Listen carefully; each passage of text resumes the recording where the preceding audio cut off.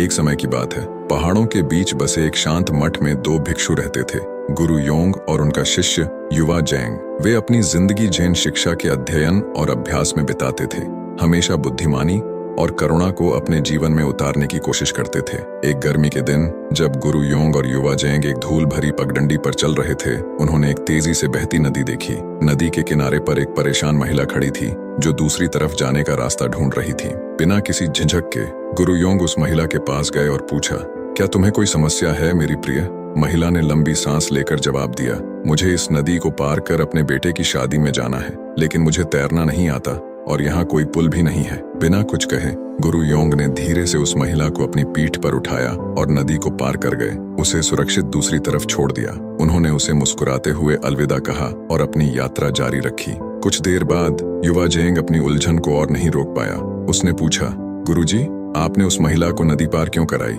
हमारी शिक्षाओं में तो महिलाओं को छूने की मनाही है, फिर भी आपने उसकी मदद करने में कोई संकोच नहीं किया। गुरु योंग रुके और अपने शिष्य की ओर एक समझदारी भरी मुस्कान के साथ देखा। उन्होंने कहा, जेंग, मैंने उस महिला को नदी पार कराई और उसे दूसरी तरफ छोड़ दिया, लेकिन लगता है तुम उसे अब तक अपने मन में ढो रहे हो। युवा जेंग की आंखें खुल गईं जब उसने अपने मन की गहराई से इस घटना के जुड़ेपन को समझा।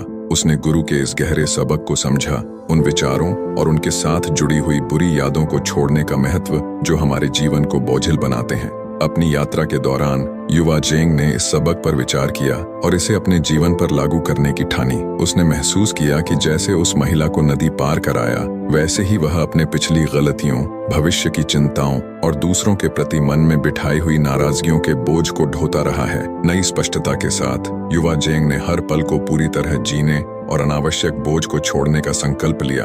वर्तमान क्षण को सजगता और करुणा के साथ अपनाया। उस दिन से उसने जीवन की चुनौतियों का सामना एक हल्के दिल और खुले दिमाग से किया और अपने गुरु की शिक्षाओं की बुद्धिमत्ता से प्रेरित होकर एक बेहतरीन जीवन जिया।